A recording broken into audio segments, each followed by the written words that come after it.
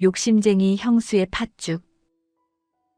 옛날 아주 먼 옛날 강원도 깊은 산골 마을에 우애가 전혀 다른 형제가 살고 있었습니다. 형은 부모님에게 물려받은 재산을 독차지하여 마을에서 제일 가는 기와집에 살며 호의호식하였으나 동생은 형의 집 담벼락 아래 쓰러져가는 초가집에서 입에 풀칠하기도 힘들게 살아가고 있었지요. 이 형제로 말할 것 같으면 형인 장서방은 욕심이 턱 밑까지 차올라 제곡간에 들어온 쌀한 톨도 남에게 베풀 줄 모르는 지독한 구두쇠였고, 그의 아내인 장서방 댁은 남편보다 한술 더 떠서 지나가는 거지가 동냥이라도 할라치면 뜨거운 물을 끼얹어 쫓아낼 만큼 마음씨가 고약하기로 소문이 자자했습니다. 반면에 동생인 만덕이는 천성이 착하고 순박하여 비록 가진 것은 없어도 남의 어려움을 그냥 지나치지 못하고 콩 한 쪽이라도 나누어 먹으려 하는 비단결 같은 심성을 지니고 있었지요. 마을 사람들은 그런 만덕이를 보며 혀를 차곤 했습니다. 아이고, 저런 법 없이도 살 양반이 어쩌다 저런 형님 내외를 만나서 이 고생인가. 하늘도 무심하시지. 하며 안타까워했으나 만덕이는 단 한 번도 형님 내외를 원망하거나 탓하는 법이 없었습니다. 그러던 어느 해 겨울이었습니다. 그의 겨울은 유난히도 춥고 눈이 많이 내려 산짐승들도 먹이를 구하지 못해 마을로 내려올 지경이었고, 가난한 사람들의 살림살이는 더욱 팍팍해져만 갔지요. 만덕이네 집 쌀독은 바닥을 드러낸 지 이미 오래되었고, 아궁이에 불을 지필 땔감조차 떨어져 냉방에서 오들오들 떨며 긴 겨울밤을 보내야만 했어요. 찬바람이 문풍지를 찢을 듯이 울어대던 어느 날은 바로 1년 중 밤이 가장 길다는 동짓날이었습니다. 동짓날이면 집집마다 붉은 팥을 삶아 팥죽을 쑤어 먹으며 애군을 쫓고 새해의 안녕을 비는 풍습이 있었는데, 부잣집인 장서방네 집에서는 아침부터 고소하고 달콤한 팥죽 냄새가 담장을 넘어 온 마을에 퍼져나갔습니다.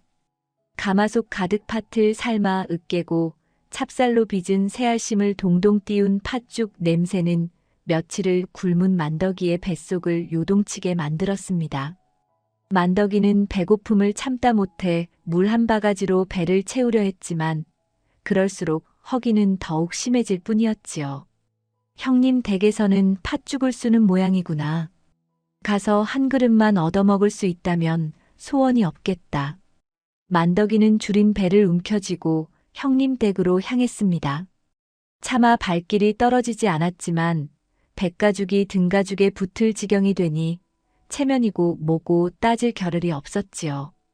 장서방네 대문 앞에 다다르자 팥죽 냄새는 더욱 진동을 하여 만덕이의 정신을 아득하게 만들었습니다. 조심스럽게 대문을 열고 마당으로 들어서니 형수님인 장서방 댁이 부엌 아궁이 앞에 앉아 커다란 주걱으로 팥죽을 젓고 있는 모습이 보였습니다. 붉은 팥죽이 보글보글 끓어오르는 소리는 마치 만덕이를 부르는 노래 소리처럼 들렸습니다. 만덕이는 부엌 문턱에서 쭈뼛거리며 기어들어가는 목소리로 불렀습니다. 형수님, 저 만덕이 왔습니다. 인기척에 고개를 돌린 장서방 댁은 만덕이를 보자마자 미간을 잔뜩 찌푸리며 대뜸 쏘아붙었습니다. 아니, 도련님 아니십니까? 아침부터 웬일이세요? 우리 집은 제사 지낼 준비하느라 바빠서 손님 받을 정신이 없는데 말입니다. 장서방 댁의 목소리에는 찬바람이 쌩쌩 불었지만 만덕이는 염치불고하고 사정했습니다. 형수님 바쁘신데 죄송합니다. 다름이 아니라 오늘이 동짓날인데 며칠을 굶었더니 기운이 하나도 없어서요. 색시도 먹을 거 구하러 멀리 떠났는데 아직 감감무소식이에요. 팥죽 쑤시는 김에 한 그릇만 좀 나누어 주실 수 없을까 해서 염치불구하고 왔습니다. 만덕이의 애원에도 장서방 댁의 눈초리는 매섭게 변했습니다. 그녀는 속으로 생각했지요. 저 인간이 또 밥을 달라고 왔구나. 한번 주기 시작하면 버릇이 되어 매일같이 찾아올 텐데 어림도 없는 소리지. 내가 쑤은 이 귀한 팥죽을 저런 게으름뱅이에게 줄 순 없어. 장서방댁은 주걱을 솥뚜껑 위에 탁 소리나게 내려놓으며 앙칼지게 말했습니다. 도련님, 동짓날 팥죽은 조상님께 먼저 올리고 앵마기를 해야 하는 귀한 음식입니다. 아직 사당에 올리지도 않았는데 함부로 퍼줄 수가 없어요. 그리고 이 많은 식구가 먹기에도 모자랍니다. 거짓말이었습니다. 가마솥에는 10식구가 먹고도 남을 만큼 팥죽이 넘실대고 있었으니까요. 만덕이는 솥 안을 힐끗 쳐다보며 다시 한번 간청했습니다. 형수님, 다 먹고 남은 찌꺼기라도 좋으니 제발 한 그릇만 주십시오. 너무 배가 고파서 눈앞이 빙빙 돕니다. 만덕이의 눈에는 눈물이 그렁그렁 맺혀 있었습니다. 그 모습을 본 장서방댁은 못마땅한 듯 혀를 끌끌 찼습니다.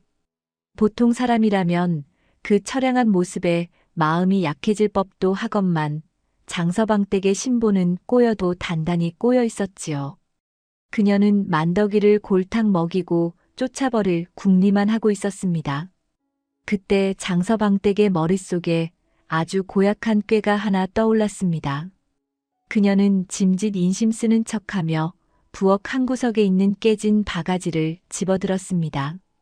정그러시다면 할 수 없지요. 옛다 인심이다. 내가 도련님 생각해서 특별히 한 그릇 퍼드리지요.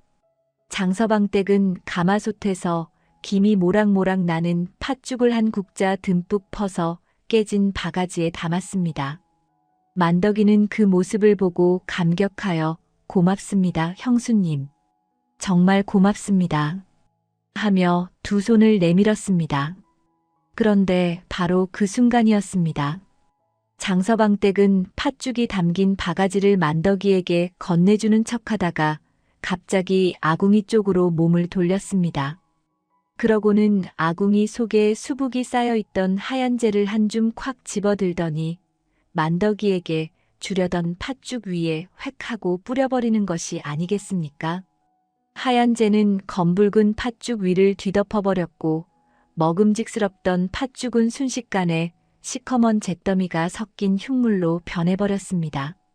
만덕이는 너무나 놀라 입을 다물지 못하고 멍하니 그 광경을 바라보았습니다.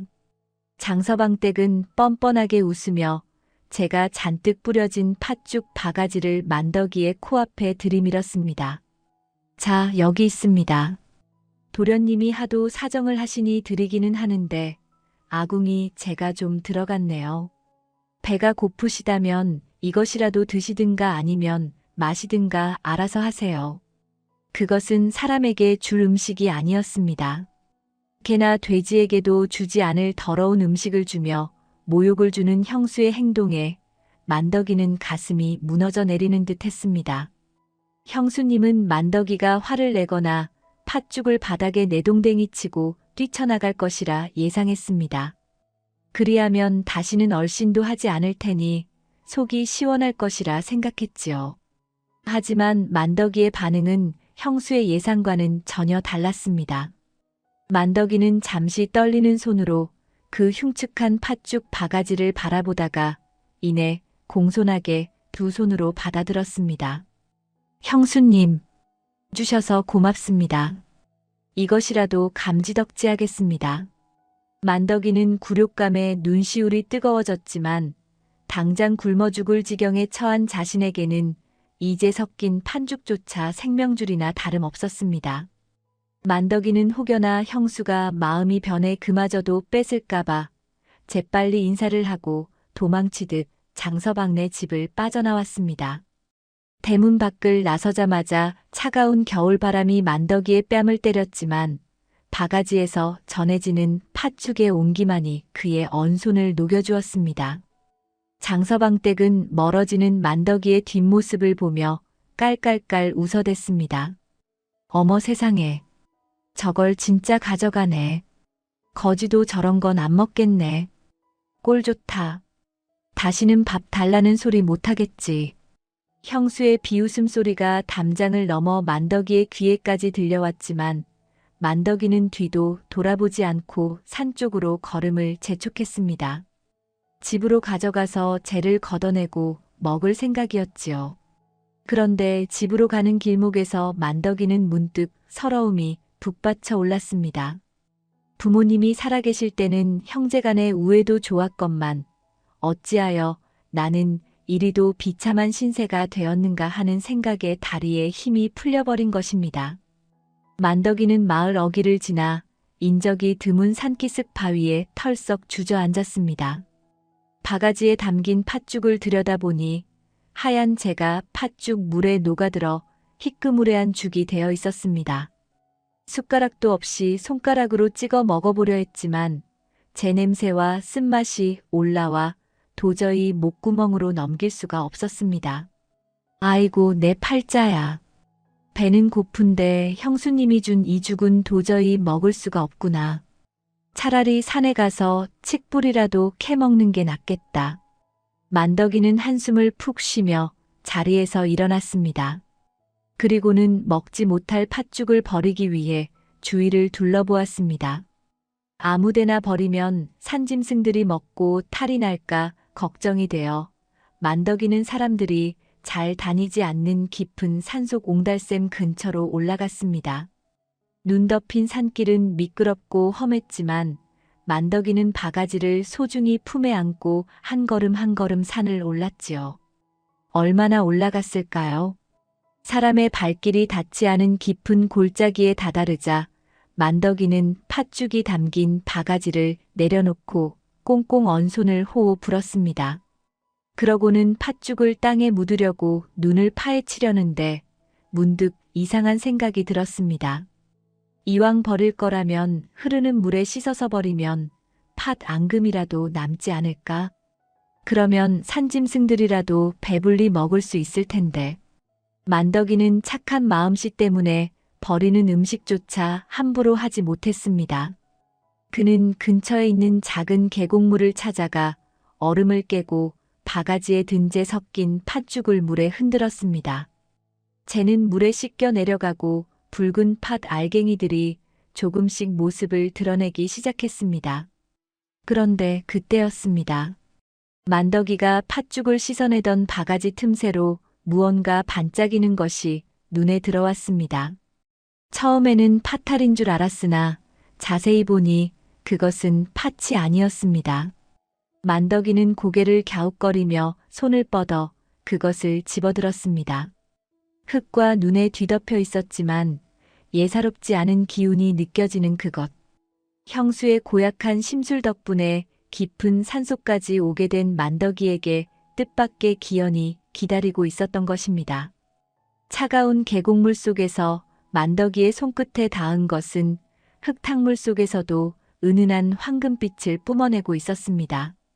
만덕이는 떨리는 손으로 조심스럽게 그것을 건져 올렸는데 처음에는 그저 모양이 기이한 도라지나 더덕인 줄 알았으나 자세히 들여다보니 그것은 예사 물건이 아니었지요.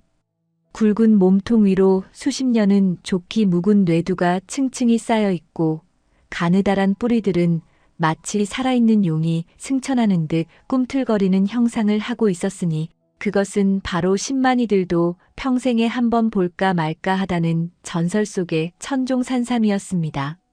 만덕이는 너무나 놀라 입이 딱 벌어지고 심장이 쿵쾅거려 숨조차 제대로 쉴 수가 없었습니다. 형수님이 뿌린 재를 씻어내려다 산삼을 발견하다니 이것은 하늘이 만덕이의 착한 마음을 굽어 살펴 내리신 선물이 분명했지요. 만덕이는 바들바들 떨리는 손으로 산삼을 바가지에 담고는 혹시라도 누가 볼세라 옷자락으로 꽁꽁 싸매고 산을 내려왔습니다. 산을 내려오는 내내 만덕이는 이것이 꿈인지 생시인지 분간이 가지 않아 허벅지를 몇 번이나 꼬집어 보아야 했어요. 집에 도착한 만덕이는 방문을 걸어 잠그고 산삼을 방 아랫목에 고이 모셔두었는데 산삼에서 뿜어져 나오는 은은한 향기가 온 방 안에 가득 차서 맞기만 해도 배고픔이 사라지고 기운이 솟는 듯 했습니다. 만덕이는 곰곰이 생각했습니다. 이 귀한 산삼을 혼자 먹어버리기에는 너무나 아까웠고 이것을 팔면 평생 굶주림 걱정 없이 살 수 있을 것 같았지요. 날이 밝자마자 만덕이는 산삼을 품에 안고 읍내 약재상으로 달려갔습니다. 읍내에서 가장 크다는 약방 문을 두드리고 산삼을 내보이자 약방 주인은 안경을 고쳤으며 눈이 휘둥그레졌습니다. 아니, 이복의 젊은이. 자네가 이걸 어디서 구했나? 이것은 부르는 게 값인 천하의 명약일세. 내가 약방을 30년 넘게 했지만 이토록 완벽한 산삼은 처음 보네. 약방 주인은 흥분하여 손을 떨며 감탄을 멈추지 않았지요. 소문은 삽시간에 퍼져나가 한양에서 내려온 거상들이 만덕이의 산삼을 사겠다고 줄을 섰고 결국 만덕이는 산삼을 팔아 평생 만져보지도 못할 엄청난 거금을 손에 쥐게 되었습니다. 하루아침에 벼락부자가 된 만덕이는 가장 먼저 쓰러져 가던 초가집을 허물고 그 자리에 번듯한 기와집을 짓기 시작했습니다. 그리고 기름진 논과 밭을 사들이고 곳간에는 쌀과 마니를 그득그득 채워 넣었지요. 만덕이가 부자가 되었다는 소문은 겨울바람을 타고 온 고을에 퍼져나갔습니다. 사람들은 착하게 살더니 드디어 복을 받았다 하며 자기 일처럼 기뻐해 주었고 만덕이 또한 재물이 생겼다고 거만해지지 않고 굶주리는 이웃들에게 쌀을 나누어 주며 덕을 베풀었습니다. 그런데 이 기가 막힌 소식이 형님인 장서방과 형수 장서방 댁의 귀에 들어가지 않을 리가 없었지요. 따뜻한 아랫목에서 배를 두드리며 누워있던 장서방은 만덕이가 부자가 되었다는 소리에 벌떡 일어났습니다. 뭐라고? 그 빌어먹을 만덕이 놈이 부자가 되었다고. 그게 무슨 귀신 신나락 까먹는 소리냐? 며칠 전만 해도 밥 빌어먹으러 왔던 놈이 무슨 수로 기와집을 짓는단 말이냐? 장서방 댁 역시 믿을 수 없다는 듯 코웃음을 쳤습니다. 아이고 영감도 참 헛소문이겠지요. 그 게으름뱅이가 도둑질이라도 하지 않고서야 어찌 큰 돈을 만지겠습니까? 필시 남의 집 담을 넘었거나 산적질이라도 했겠지요. 두 사람은 콧방귀를 끼며 무시하려 했으나 마을 사람들이 만덕이네 집들이를 간다며 줄지어 가는 것을 보고는 배가 아파 견딜 수가 없었습니다. 질투심에 눈이 먼 장서방 내외는 진상을 확인해 봐야겠다며 만덕이네 집으로 쳐들어갔습니다. 만덕이네 집 대문 앞에 도착한 장서방과 장서방 댁은 입이 떡 벌어지고 말았습니다. 으리으리한 소슬대문에 윤기가 자르르 흐르는 기와지붕, 그리고 마당에는 하인들이 분주하게 움직이며 잔치상을 차리고 있었으니까요. 그 모습을 본 장서방은 배가 뒤틀려 속에 천불이 나는 것 같았고 장서방 댁은 샘이 나서 얼굴이 불그락푸르락해졌습니다. 그때 마당에서 손님들을 맞이하던 만덕이가 형님 내외를 발견하고는 버선발로 뛰어나왔습니다. 아이고 형님, 형수님. 어서 오십시오. 누추하지만 안으로 드십시오. 만덕이는 비단 옷을 입고 얼굴에는 윤기가 흘렀는데 예전의 꾀재재한 모습은 온데간데 없었습니다. 장서방은 만덕이의 손을 뿌리치며 퉁명스럽게 소리쳤습니다. 이놈아, 내가 무슨 돈이 나서 이런 집을 지었느냐. 필시 부정한 짓을 저지른 게지. 바른 대로 말해라. 누구네 집을 털었느냐. 장서방 댁도 옆에서 거들며 눈을 흘겼습니다. 그래요, 도련님. 며칠 전까지만 해도 우리 집에서 팥죽이나 구걸하던 처지에 이게 가당키나 한 일입니까? 혹시 우리 집에서 훔쳐간 것은 아닙니까? 형님 내외의 억지에도 만덕이는 허허 웃으며 공손하게 대답했습니다. 형님, 형수님. 그런 것이 아닙니다. 이 모든 것이 다 형수님 덕분입니다. 만덕이의 엉뚱한 대답에 장서방 댁은 어리둥절하여 되물었습니다. 내 덕분이라니요. 그게 무슨 소리입니까? 나는 도련님에게 재 뿌린 팥죽 한 그릇 준 것밖에 없는데. 만덕이는 형님 내외를 사랑방으로 모시고 앉아 자초지종을 설명하기 시작했습니다. 그날 형수님께서 주신 팥죽을 들고 집으로 가는데 차마 그냥 먹을 수가 없어서 씻어 먹으려고 산속 옹달샘으로 갔지요. 그런데 팥죽에 묻은 재를 씻어내다 보니 물속에서 엄청나게 큰 산삼이 나오지 뭡니까? 형수님이 아니었다면 제가 그 산속까지 갈 일도 없었을 테고 팥죽을 씻을 일도 없었을 테니 이 모든 게 다 형수님이 복을 주신 덕분이지요. 만덕이는 진심으로 고마워하며 형수에게 절을 올렸습니다. 하지만 그 이야기를 듣는 장서방과 장서방 댁의 표정은 점점 묘하게 변해갔습니다.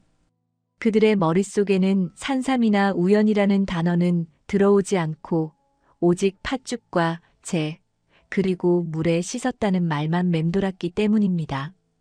장서방은 탁자를 내리치며 무릎을 쳤습니다. 그래, 바로 그거였어. 팥죽에 재를 뿌려서 물에 씻으면 산삼이 된다는 거로구나. 욕심의 눈이 먼 사람은 보고 싶은 것만 보고 듣고 싶은 것만 듣는 법이지요. 장서방은 만덕이가 산삼을 캔 것이 우연히 그 자리에 있었기 때문이라는 사실은 생각지도 않고 그저 제가 섞인 팥죽이 산삼을 불러오는 신비한 비법이라고 착각하고 만 것입니다. 장서방 댁 역시 눈을 반짝이며 남편의 옷소매를 잡아 끌었습니다. 영감, 들으셨소. 세상에 이런 비법이 있었는데 우리가 몰랐구려. 팥죽에 재를 뿌리는 게 비결이었어요. 그깟 산삼 하나가 아니라 밭을 일굴 수도 있겠어요. 두 사람은 만덕이에게 더 이상 들을 것도 없다는 듯 서둘러 자리에서 일어났습니다. 만덕이가 차려온 산의 진미도 거들떠보지 않고 오직 집으로 돌아가 팥죽을 술 생각뿐이었지요. 만덕이는 영문도 모른 채 급히 돌아가는 형님 내외를 배웅하며 쌀 한 가마니를 수레에 실어보냈지만 장서방 내외의 눈에는 그깟 쌀 한 가마니는 눈에 차지도 않았습니다. 집으로 돌아온 장서방은 헐레벌떡 안방으로 뛰어들어가 장롱 깊숙이 숨겨두었던 엽전 꾸러미를 꺼내왔습니다. 여보, 당장 시장에 가서 팥을 사오시오. 있는 돈 없는 돈 다 털어서 읍내에 있는 팥이란 팥은 모조리 사들이란 말이오.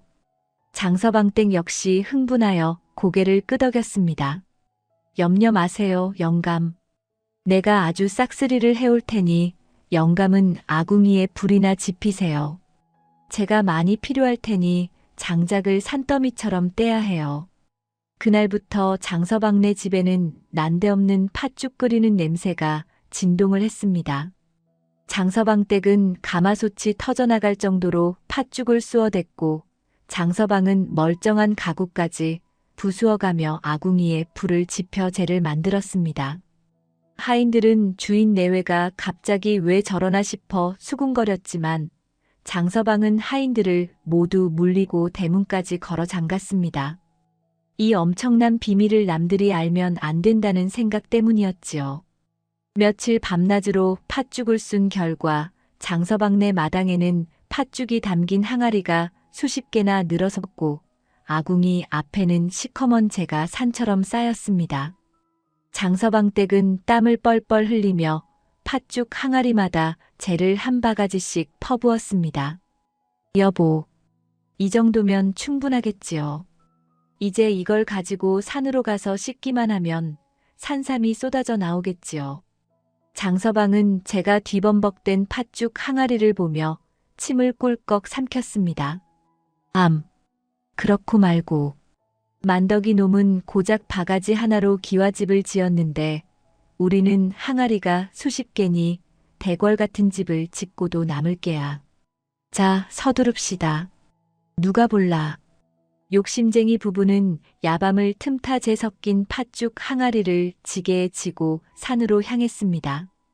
장서방은 지게가 무거워 허리가 휘청거렸고 장서방 댁은 머리에 인 항아리 때문에 목이 자라목이 되었지만 산삼을 캘 생각에 힘든 줄도 몰랐지요. 캄캄한 산길을 헤치고 만덕이가 말했던 그 옹달샘 계곡에 도착하자 두 사람은 숨을 돌릴 틈도 없이 작업을 시작했습니다. 여보, 내가 부을 테니 당신은 잘 살피시오. 산삼이 떠내려가면 안 되니까 눈을 크게 뜨고 잡아야 하오. 장서방댁이 항아리를 기울여 계곡물에 팥죽을 쏟아붓기 시작했습니다. 시커먼 팥죽물이 맑은 계곡물을 더럽히며 흘러내려갔습니다. 장서방은 차가운 물속에 손을 담그고 휘휘 저으며 산삼이 나오기만을 기다렸습니다. 하나, 둘, 셋. 항아리가 비워질 때마다 계곡물은 흙탕물처럼 변해갔지만 기다리던 산삼은커녕 도라지 뿌리 하나 보이지 않았습니다. 아니 여보, 왜 아무것도 안 나오는 거요? 더 많이 부어보시오. 듬뿍 부어보란 말이오.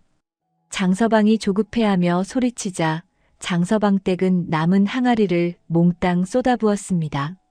하지만 나오는 것은 퉁퉁 부른 파탈과 시커먼 잿가루뿐이었지요.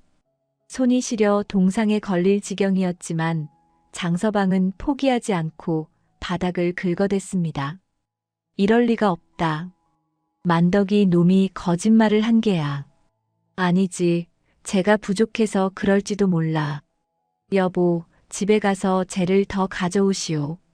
장서방의 탐욕은 멈출 줄을 몰랐고 맑고 깨끗하던 깊은 산속 계곡은 장서방 부부가 쏟아부은 팥죽과 재로 인해 점점 썩어가는 냄새를 풍기기 시작했습니다.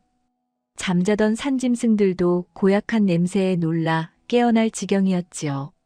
그런데 그때 산속 어딘가에서 으르렁 거리는 거대한 짐승의 소리가 들려왔습니다. 산속의 정막을 깨고 들려온 으르렁 거리는 거대한 짐승의 소리에 장서방과 장서방댁은 숨이 멎을 듯 놀라 서로의 옷자락을 부여잡고 바들바들 떨었습니다. 그 소리는 산신령도 아니요, 도깨비도 아닌 바로 굶주린 멧돼지떼가 몰려오는 소리였습니다. 장서방 내외가 계곡에 쏟아부은 팥죽의 달콤하고 구수한 냄새가 겨울잠을 자지 못하고 먹이를 찾아 헤매던 산속 멧돼지 가족을 불러 모은 것이었지요. 어둠 속에서 시퍼런 안광을 번뜩이며 나타난 집채만 한 멧돼지들은 맛있는 냄새가 나는 팥죽 항아리와 장서방 내외를 향해 무서운 속도로 돌진해 왔습니다. 아이고, 사람 살려. 멧돼지다. 여보, 빨리 도망가요. 장서방은 기겁을 하며 비명을 질렀고 산삼이고 뭐고 다 내팽개친 채 걸음아 나 살려라 하고 산 아래로 내달리기 시작했습니다. 장서방댁 역시 머리에 이고 있던 항아리를 바닥에 내동댕이 치고 신발이 벗겨지는 줄도 모르고 남편의 뒤를 따라 허둥지둥 도망쳤지요. 멧돼지들은 맛있는 팥죽이 담긴 항아리가 깨지자 그곳에 코를 박고 허겁지겁 먹어치우느라 다행히 두 사람을 끝까지 쫓지는 않았습니다. 하지만 공포에 질린 장서방과 장서방댁은 뒤도 돌아보지 못하고 캄캄한 산길을 구르고 넘어지며 정신없이 도망쳐 내려왔습니다. 가시덤불에 옷이 찢겨나가고 돌부리에 걸려 무릎이 깨지고 얼굴은 흙투성이가 되어 그야말로 거짓골이 따로 없었지요. 그렇게 죽을 고비를 넘기고 헐레벌떡 집에 도착한 장서방 내외는 대문을 걸어 잠그고 안방으로 기어들어가 이불을 뒤집어 쓰고 덜덜 떨었습니다. 아이고, 내 팔자야. 산삼은커녕 멧돼지밥이 될 뻔했네. 이게 다 그놈의 만덕이 놈 때문이야. 그놈이 우릴 골탕 먹이려고 거짓말을 한 게 분명해. 장서방댁은 억울해서 가슴을 치며 통곡을 했고 장서방은 분해서 이를 바드득 갈았습니다. 하지만 그들의 불행은 여기서 끝이 아니었습니다. 날이 밝자마자 마을이 발칵 뒤집히는 소란이 일어난 것입니다. 마을 사람들이 아침밥을 지으려고 냇가에 물을 길러 나갔다가 소스라치게 놀라 비명을 질렀기 때문이지요. 이게 무슨 변고야. 막던 냇물이 시커먼 똥물이 되었네. 아이고 냄새야. 이게 무슨 썩은 내란 말인가. 마을 앞을 흐르는 개울물은 어젯밤 장서방 내외가 상류 계곡에 쏟아부은 엄청난 양의 팥죽과 재 때문에 시커멓게 오염되어 악취를 풍기고 있었습니다. 물고기들은 배를 허옇게 드러내고 둥둥 떠올랐고 식수는커녕 빨래조차 할 수 없을 지경이 되었지요. 화가 머리끝까지 난 마을 사람들은 냄새의 근원지를 찾아 상류로 올라갔습니다. 그리고 그곳에서 깨진 항아리 조각들을 발견했는데 그 항아리 굽에는 장서방네라는 글씨가 선명하게 적혀 있었습니다. 이 고약한 장서방 놈이 지시구먼. 자기네만 잘 먹고 잘 살면 그만이지. 왜 멀쩡한 개울물에 팥죽을 쏟아부어 우리를 다 굶어 죽게 만든단 말인가. 당장 가서 따집시다. 몽둥이와 괭이를 든 마을 사람들이 성난 파도처럼 장서방네 집으로 몰려갔습니다. 장서방, 썩 나오시오. 당신이 냇물에 무슨 짓을 했는지 당장 나와서 해명하시오. 대문을 부술 듯 두드리는 소리에 지난밤의 공포가 채 가시지도 않은 장서방 내외는 혼비백산하여 마당으로 나왔습니다. 장서방은 시치미를 때려 했지만 마을 사람들이 들이미는 깨진 항아리 조각 앞에서는 꼼짝없이 죄를 인정할 수밖에 없었지요. 아니, 그게 저희는 그저 산신령님께 제사를 지내려던 것뿐인데. 장서방이 말도 안 되는 변명을 늘어놓자 마을 촌장님이 호통을 쳤습니다. 시끄럽소. 당신네가 버린 썩은 팥죽 때문에 마을 식수가 다 망가졌으니 당장 우물을 새로 파내고 죽은 물고기 값을 물어내시오. 그러지 않으면 관아에 고발하여 곤장을 맞게 할 것이오. 관아에 끌려간다는 말에 겁을 먹은 장서방은 울며 겨자 먹기로 곳간 문을 열어야 했습니다. 마을 사람들에게 줄 보상금으로 엄청난 양의 쌀과 엽전을 내놓아야 했고 우물을 파는 인부들의 품삯까지 대느라 장서방의 재산은 눈 녹듯이 사라지고 말았지요. 그날 저녁 텅 빈 곳간을 바라보며 장서방과 장서방 댁은 넋이 나간 사람처럼 마루에 앉아 있었습니다. 팥죽을 쑤느라 들어간 팥값에 땔감값에 거기다 마을 사람들에게 물어준 배상금까지 합하니 그동안 악착같이 모은 재산의 절반이 날아가 버린 것입니다.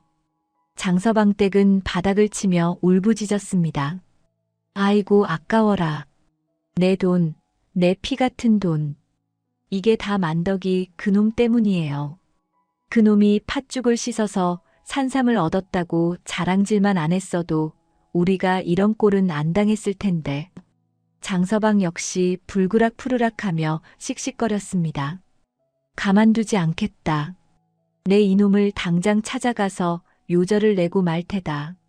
감히 형님을 속여 팥죽을 씻어서 산삼이 나온다는 건 새빨간 거짓말이었어. 분노에 찬 장서방 내외는 몽둥이를 하나씩 들고 만덕이네 집으로 쳐들어갔습니다. 만덕이는 마침 마당에서 겨울을 날 준비를 하느라 아궁이에서 나온 재를 밭에 뿌리고 있었습니다. 형님 내외가 살기 등등하게 들어오자 만덕이는 하던 일을 멈추고 깜짝 놀라 달려나갔습니다. 형님, 형수님, 어인 일이십니까? 얼굴색이 왜 그리 안 좋으세요? 만덕이의 걱정스러운 말에 장서방은 다짜고짜 만덕이의 멱살을 잡고 흔들었습니다. 이놈, 내 이놈 만덕아. 내가 감히 형을 능멸하느냐. 팥죽에 재를 뿌려 씻으면 산삼이 나온다고? 내가 그 말만 믿고 전 재산을 털어 팥죽을 쑤었다가 산삼은커녕 멧돼지한테 쫓기고 마을 사람들한테 돈만 뜯겼다. 내 놈이 우릴 망하게 하려고 작정을 한 게지. 장서방 댁도 옆에서 악을 쓰며 거들었습니다. 그래요. 도련님, 어찌 그리 마음이 흉악하십니까? 우리가 쫄딱 망하는 꼴을 보니 속이 시원하신가요? 만덕이는 너무나 억울하고 황당하여 눈을 동그랗게 떴습니다. 형님, 그게 무슨 말씀이십니까? 저는 거짓말을 한 적이 없습니다. 저는 정말로 형수님이 주신 팥죽을 씻다가 우연히 산삼을 주운 것뿐입니다. 제가 언제 형님더러 팥죽을 쑤어서 버리라고 했습니까? 만덕이의 결백한 눈빛과 진심 어린 항변에 장서방은 잠시 할 말을 잃고 멈칫했습니다. 가만히 생각해 보니 만덕이가 팥죽을 쑤라고 시킨 적은 없었지요. 그저 자기들이 욕심에 눈이 멀어 흉내를 냈을 뿐이었습니다. 하지만 자존심이 센 장서방은 자신의 잘못을 인정하기가 죽기보다 싫었습니다. 그때였습니다. 장서방의 눈에 만덕이가 밭에 뿌리고 있던 재가 들어왔습니다. 만덕이는 아궁이에서 나온 하얀 재를 바가지에 담아 텃밭이랑 사이사이에 골고루 뿌려주고 있었지요. 그것을 본 장서방의 머릿속에 또다시 엉뚱한 번개가 번쩍하고 내리꽂혔습니다. 잠깐 만덕이 저놈이 지금 뭘 하고 있는 거지? 아궁이 재를 왜 멀쩡한 밭에다 버리고 있어? 거름을 주는 것도 아니고 하얀 재를. 장서방은 슬그머니 만덕이의 멱살을 놓고 짐짓 부드러운 목소리로 물었습니다. 아우야, 그런데 너 지금 밭에다 뭘 뿌리고 있는 거냐? 거름 냄새도 안 나고 하얀 가루 같은데. 만덕이는 형님의 태도가 갑자기 바뀌자 의아해하면서도 순박하게 대답해 주었습니다. 아, 이거요? 아궁이에서 나온 재입니다. 겨우내 모아둔 재를 밭에 뿌려주면 땅심이 좋아져서 내년에 농사가 아주 잘 된다고 하더라고요. 그래서 미리 좀 뿌려두는 겁니다. 만덕이의 말은 농사꾼들 사이에서 전해 내려오는 지혜였지만 농사일에는 손도 까딱 안 하고 소장만 주던 장서방이 그 사실을 알 리가 없었지요. 장서방은 속으로 유레카를 외쳤습니다. 바로 이거였어. 팥죽은 눈속임이고 진짜 비결은 재였어. 재를 밭에 뿌리면 땅심이 좋아진다는 건 곧 땅에서 금덩이가 솟아난다는 뜻이 아닐까? 그러니 저놈이 저렇게 정성스럽게 재를 뿌리고 있지. 산삼도 어쩌면 재가 묻은 땅에서 자라서 캔 것일지도 몰라. 장서방의 꼬여버린 욕심은 또다시 말도 안 되는 상상력을 발휘하기 시작했습니다. 그는 만덕이가 부자가 된 비결이 물이 아니라 땅과 재에 있다고 확신하게 되었지요. 장서방은 장서방댁에게 은밀한 눈짓을 보내며 서둘러 만덕이네 집을 빠져나왔습니다. 가자, 여보. 내가 진짜 비결을 알아냈어. 더 이상 저 놈하고 말 섞을 필요도 없다.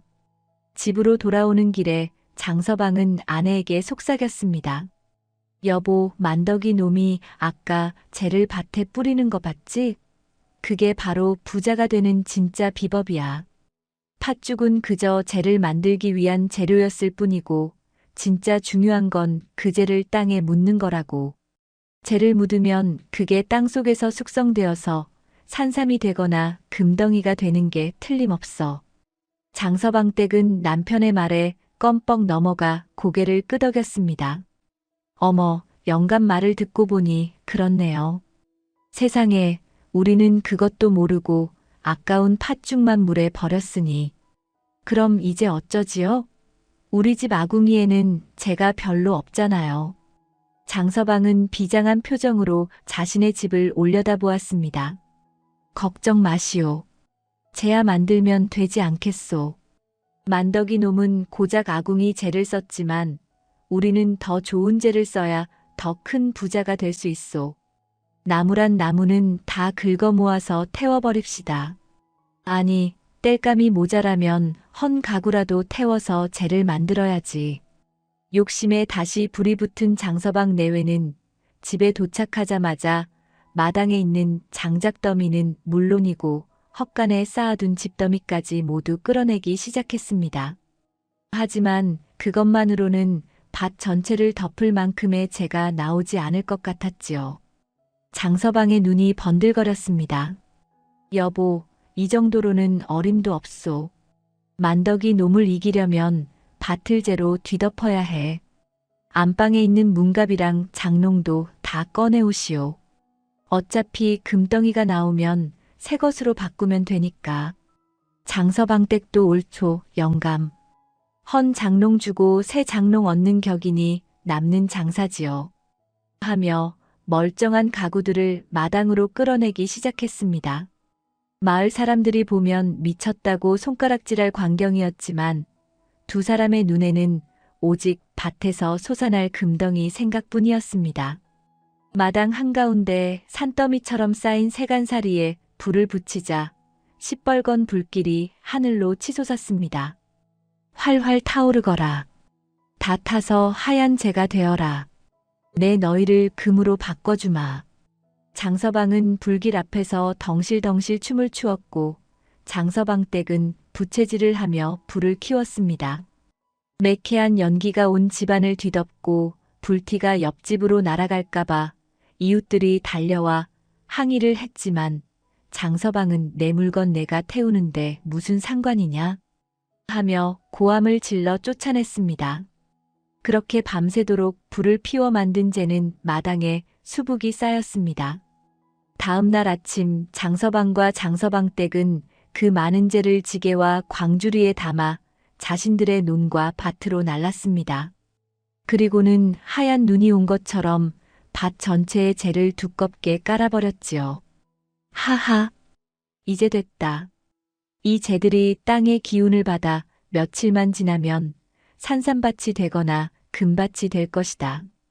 여보, 우리는 이제 만덕이보다 100배, 아니 1000배 더 부자가 될 거요. 장서방 내외는 재투성이가 된 얼굴로 서로를 마주보며 희희낙낙했습니다. 하지만 그들은 알지 못했습니다. 적당한 재는 거름이 되지만 지나치게 많은 재는 독이 되어 땅을 숨막히게 하고 곡식의 뿌리마저 태워 죽인다는 사실을 말이지요. 밤새도록 마당에 세간사리를 태워 만든 엄청난 양의 재를 밭에 쏟아부은 장서방과 장서방 댁은 이제 밭에서 황금 같은 농작물이 솟아오르기만을 목이 빠지게 기다렸습니다. 그들은 매일 아침 눈만 뜨면 밭으로 달려가 여보, 금덩이가 나왔나 잘 살펴보시오. 혹시 산삼싹이 돋았나 흙을 파보시오. 하며 호들갑을 떨었지요. 하지만 자연의 이치는 탐욕스러운 인간의 뜻대로 움직여주지 않는 법이었습니다. 며칠 뒤 하늘에서 봄을 재촉하는 비가 부슬부슬 내리기 시작했는데 이 비는 장서방의 밭에 깔린 두꺼운 재와 만나면서 끔찍한 재앙으로 변하고 말았습니다. 물을 잔뜩 머금은 재는 흙과 섞여 마치 시멘트 반죽처럼 딱딱하게 굳어버렸고 그 독한 성분 때문에 땅속에서 숨을 쉬던 지렁이와 벌레들마저 모두 죽어 하얗게 말라비틀어졌습니다. 비가 그치고 해가 뜨자 밭은 온통 회색빛 돌덩이처럼 변해버려 곡식은커녕 잡초한 포기조차 자랄 수 없는 죽음의 땅이 되고 말았지요. 그 참혹한 광경을 본 장서방은 밭두렁에 주저앉아 땅을 치며 통곡했습니다. 아이고, 이게 무슨 날벼락인가. 내 가구, 내 장작을 다 태워 만든 거름인데 밭이 돌덩이가 되다니. 만덕이 이놈이 나를 속인 게 분명해. 재를 뿌리면 땅심이 좋아진다고 했는데 다 거짓말이었어. 장서방 댁 역시 머리를 풀어 해치고 악을 썼습니다. 아이고 억울해라. 내 자개장롱, 내 문갑이 다 잿더미가 되고 밭까지 망쳤으니 이제 우리는 뭘 먹고 산단 말인가. 당장 가서 만덕이 놈의 멱살을 잡아야 해요. 독이 오를 대로 오른 장서방 내외는 굳어버린 흙덩이를 하나씩 들고 만덕이네 집으로 쳐들어갔습니다. 만덕이는 마침 봄 파종을 준비하느라 씨앗을 고르고 있었는데 형님 내외가 씩씩거라며 들어오자 깜짝 놀라 일어났습니다. 형님, 형수님, 또 무슨 일이십니까? 밭에 뿌린 재는 효험이 좀 있었는지요. 만덕이의 순진한 물음에 장서방은 들고 있던 흙덩이를 마당에 내동댕이 치며 고래고래 소리를 질렀습니다. 효험? 이놈아, 내 눈이 있으면 이것 좀 봐라. 내 말대로 재를 뿌렸더니 밭이 온통 돌밭이 되었다. 이제 농사도 못 짓게 생겼으니 내 놈이 내 밭을 물어내라. 안 그러면 내 집 기둥 뿌리라도 뽑아갈 테다. 만덕이는 형님이 던진 딱딱한 흙덩이를 주워들고는 안타까운 표정으로 한숨을 쉬었습니다. 형님, 제가 재를 뿌리라고 한 것은 얇게 흩뿌려 땅의 기운을 북돋아 주라는 뜻이었지. 이렇게 밭을 덮어버릴 정도로 쏟아부으라는 말이 아니었습니다. 과유불급이라 하였는데 욕심이 너무 지나치셨습니다. 만덕이의 바른 말은 장서방의 귀에 들어올 리가 없었지요. 장서방은 펄펄 뛰며 당장 쌀독을 내놓으라고 행패를 부리기 시작했습니다.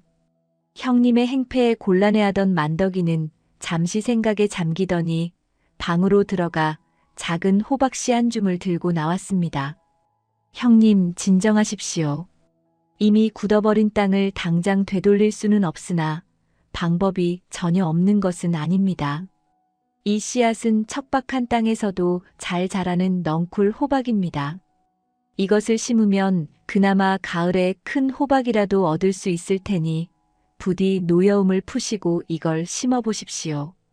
장서방은 그깟 호박씨가 무슨 소용이냐며 콧방귀를 뀌었지만 당장 먹고 살 길이 막막해진 터라 믿져야 본전이라는 생각으로 씨앗을 낚아채듯 받아들었습니다.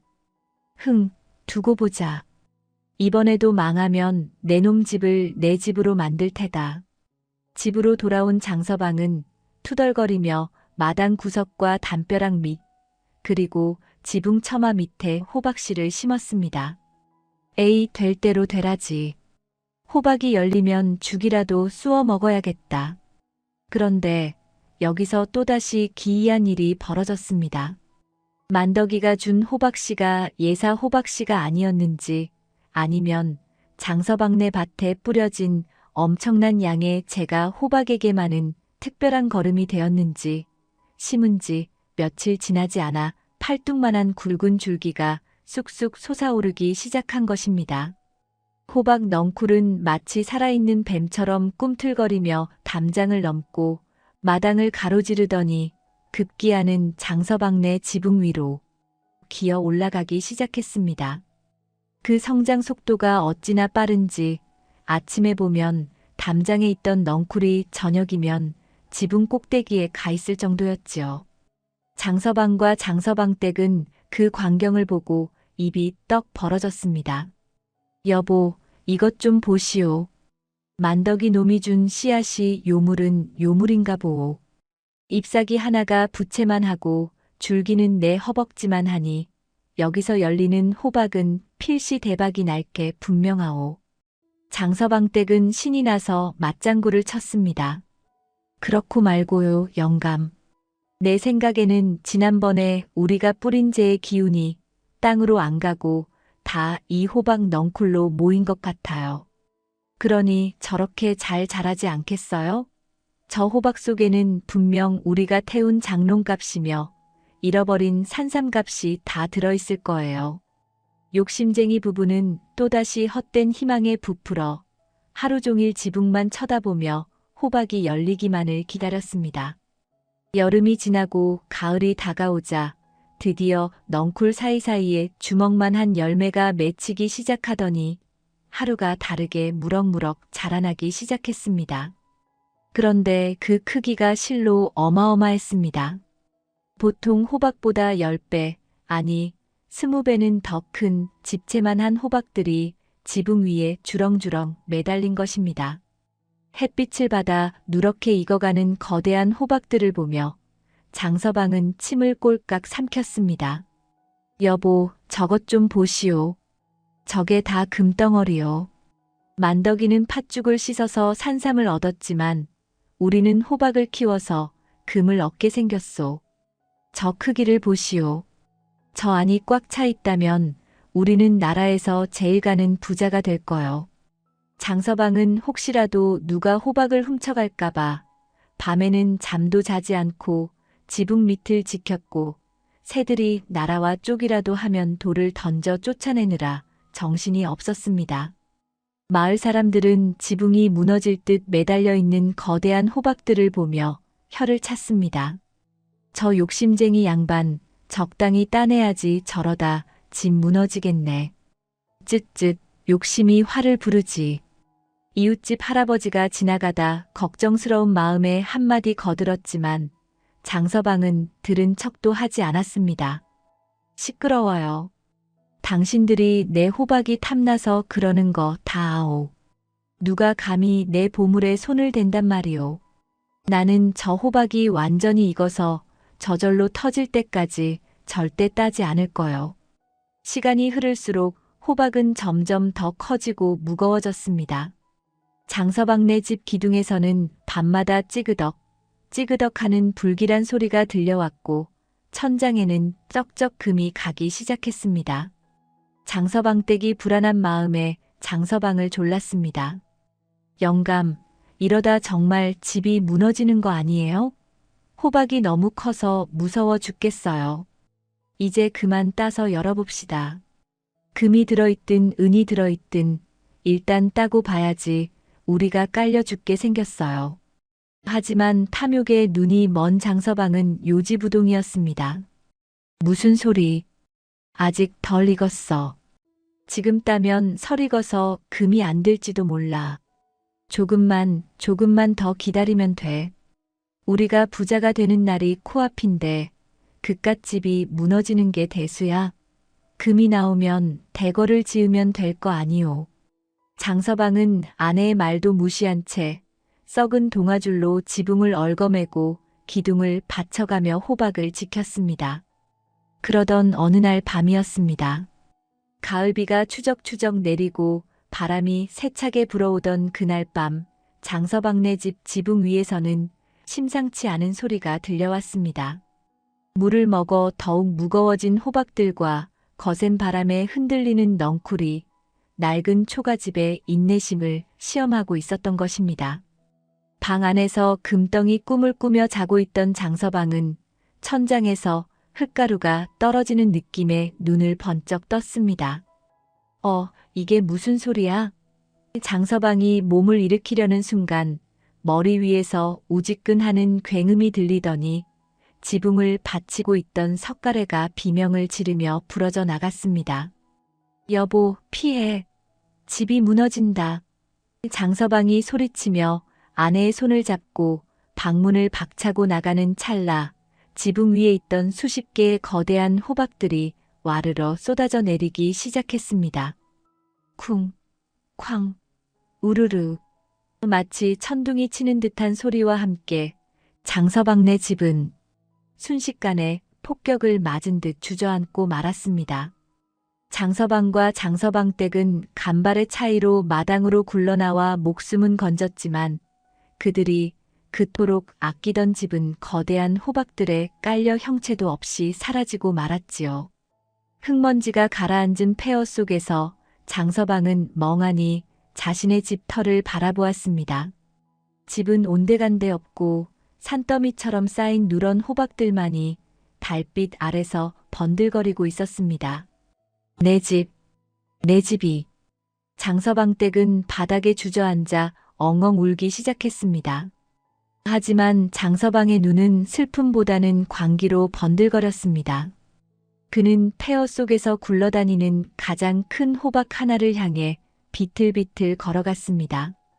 그래, 집은 무너졌어도 호박은 남았어. 이 안에 금이 들어있을 거야.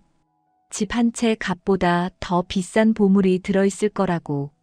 장서방은 부서진 문짝 하나를 집어들고는 미친 사람처럼 호박을 내리치기 시작했습니다. 나와라. 금 나와라. 뚝딱. 퍽, 퍽 소리와 함께 단단한 호박 껍질이 갈라지고 드디어 호박이 쩍 하고 쪼개졌습니다. 과연 그 안에서 장서방이 꿈꾸던 황금 보화가 쏟아져 나왔을까요? 쪼개진 호박 틈새로 흘러나온 것은 누런 금덩이가 아니라 시큼한 냄새가 진동하는 똥물이었습니다. 네, 그렇습니다. 장서방이 밭에 뿌린 엄청난 양의 재와 거름, 그리고 그들의 탐욕스러운 마음이 호박 안에 고스란히 독이 되어 쌓여 있었던 것입니다. 다른 호박들도 저절로 터지며 고약한 오물을 쏟아내기 시작했고 장서방 내외는 똥물과 오물에 뒤덮여 꼴이 말이 아니게 되었습니다. 집도 잃고 재산도 잃고 이제는 오물까지 뒤집어 쓴 채 거지가 되어버린 장서방과 장서방댁. 망연자실하여 허공만 바라보는 두 사람의 귓가에 멀리서 닭이 우는 소리가 들려왔습니다. 평생을 악착같이 모은 재산이 거대한 호박 더미와 함께 한순간에 사라져버렸으니 두 사람의 마음은 뚫린 하늘보다 더 허망하고 비참했지요. 차가운 가을바람이 폐허가 된 집터 사이를 윙윙거리며 지나가고 깨진 호박에서 흘러나온 시큼한 냄새가 코를 찔렀지만 장서방은 그 냄새조차 맡지 못하는 사람처럼 멍하니 허공만 응시할 뿐이었습니다. 화려했던 기와집도 곳간에 가득했던 쌀가마니도 그리고 그토록 바라마지 않던 황금의 꿈도 모두 뜬구름처럼 사라지고 남은 것은 흙투성이가 된 몸뚱어리와 찢어진 자존심뿐이었습니다. 날이 완전히 밝아오자 간밤의 굉음에 놀랐던 마을 사람들이 하나둘씩 모여들어 웅성거리기 시작했습니다. 그들은 무너진 집과 산더미처럼 쌓인 호박, 그리고 거짓골을 하고 앉아있는 장서방 내외를 번갈아 보며 혀를 찼습니다.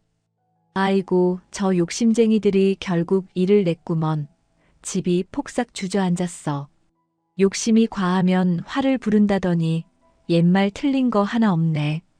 사람들의 동정 섞인 비웃음이 비수가 되어 가슴에 꽂혔고 장서방 댁은 부끄러움과 서러움에 얼굴을 무릎에 파묻고 이제 우리는 어디서 자고 무엇을 먹나 아이고 내 팔자야 하며 하염없이 눈물만 흘릴 뿐이었습니다. 장서방 역시 쥐구멍이라도 있으면 숨고 싶은 심정이었으나 다리에 힘이 풀려 일어설 기운조차 없었지요. 세상 모든 것이 그들을 손가락질하는 것만 같아 고개를 들 수가 없었습니다. 그때 저 멀리서 누군가 급하게 달려오는 발소리가 들렸습니다. 헐떡이는 숨소리와 함께 누군가 장서방의 오물 묻은 어깨를 따뜻하게 감싸주는 것이 느껴졌습니다. 장서방이 힘겹게 고개를 들어보니 그토록 미워하고 시기했던 동생 만덕이가 땀범벅이 된 얼굴로 서 있었습니다. 만덕이는 형님 내외의 처참한 몰골을 보고도 코를 막거나 인상을 찌푸리기는커녕 자신의 비단 두루마기를 황급히 벗어 추위에 떨고 있는 형님의 어깨를 덮어주었지요. 형님, 형수님, 다치신 데는 없으십니까? 이 새벽에 이게 무슨 날벼락입니까? 몸은 괜찮으신지요? 만덕이의 목소리에는 일말의 비웃음도 섞여 있지 않았고 오직 형님을 걱정하는 진심만이 가득 담겨 있었습니다. 그 따뜻한 온기가 전해지자 장서방의 얼어붙었던 마음에 왈칵 서러움이 밀려왔습니다. 하지만 장서방은 마지막 남은 자존심 때문에 만덕이의 손길을 거칠게 뿌리치며 고개를 돌렸습니다. 나를 비웃으러 온 게냐? 꼴 좋다 욕심 부리더니 알거지가 되었구나 하고 손가락질하러 온 게 아니냐고. 필요 없다. 어서 가거라. 장서방은 악을 쓰며 소리쳤지만 만덕이는 흔들림 없이 형님의 더러워진 손을 다시 꼭 잡았습니다. 그리고 흙탕물이 묻은 형님의 얼굴을 자신의 소매로 닦아주며 차분하게 말했습니다. 형님, 무슨 말씀을 그렇게 하십니까? 형님이 계시지 않으면 제가 다 무슨 소용입니까? 집이야 다시 지으면 되는 것이고 돈이야 다시 벌면 되는 것입니다. 형님과 형수님이 무사하시니 그것으로 되었습니다. 일단 저희 집으로 가시지요.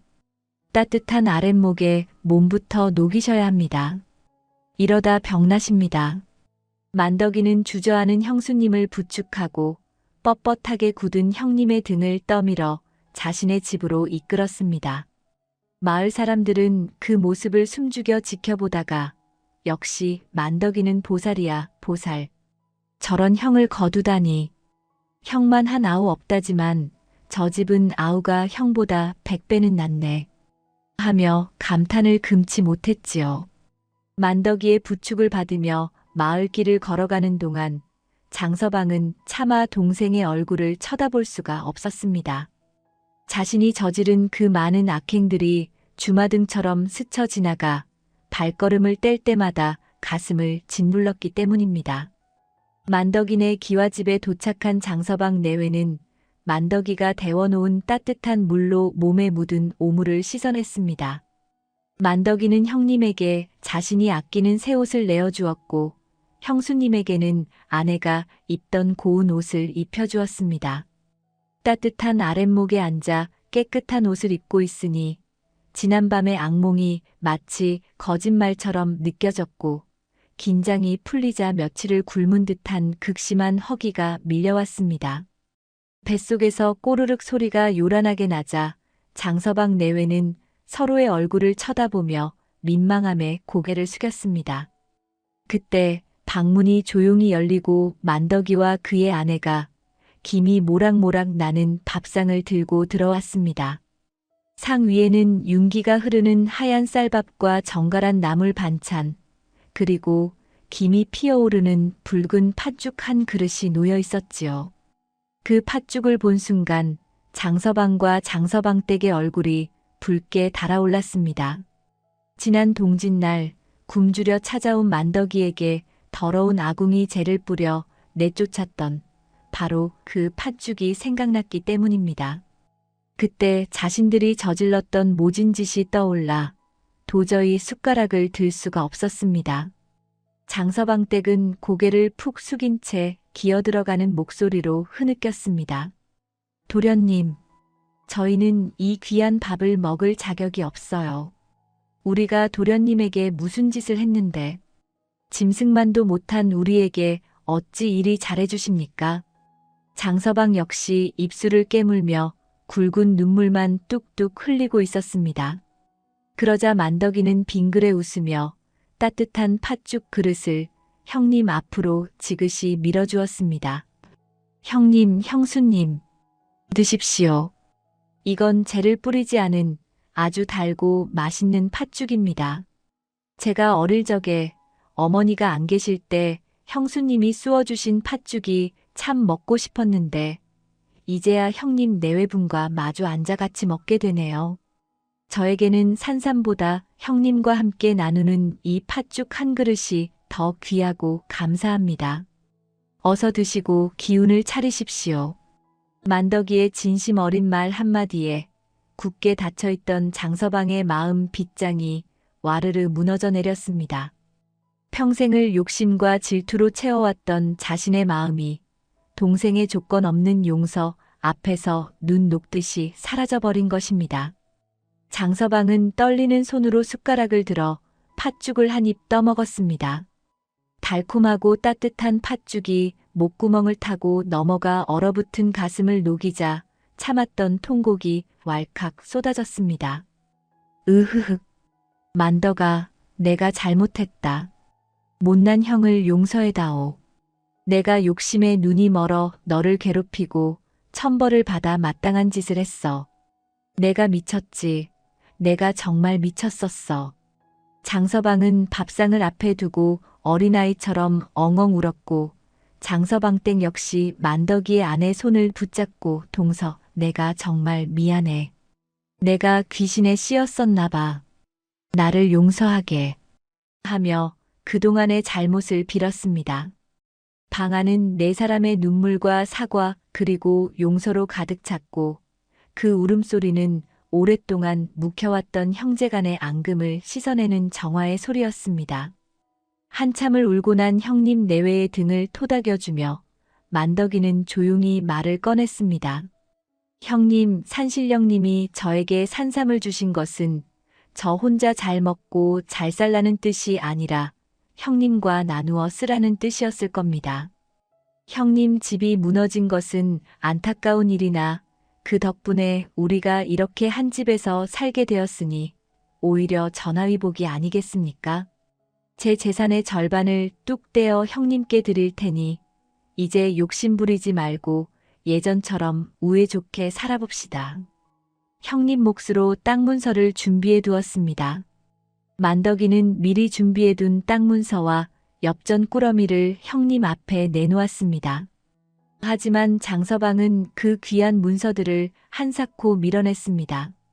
그리고 결연한 눈빛으로 동생을 바라보며 고개를 저었습니다. 아니다, 만덕아. 내 이제야 깨달았다. 재물은 공짜로 얻으려 하면 독이 되고 욕심을 부리면 결국 오물만 뒤집어 쓴다는 것을 뼈저리게 느꼈다.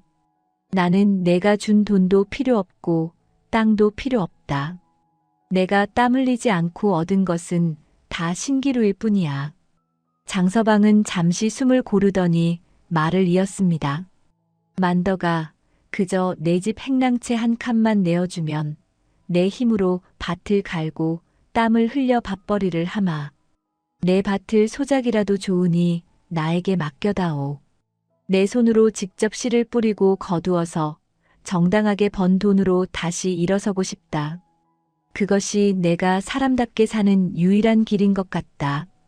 그날 이후 장서방은 정말로 딴 사람이 되었습니다. 뒷짐을 지고 거드름을 피우며 호통만 치던 예전의 모습은 온데간데 없고 새벽 닭이 울기도 전에 일어나 소를 몰고 밭으로 나가는 마을에서 가장 부지런한 농사꾼이 되었습니다. 손에는 물집이 잡히고 굳은 살이 박여 거칠어졌지만 장서방은 그 거친 손을 부끄러워하지 않고 오히려 자랑스러워했지요. 장서방 댁 역시 고운 비단옷 대신 질긴 무명옷을 입고 머리에는 수건을 두른 채 밭일과 부엌길을 도맡아 했습니다.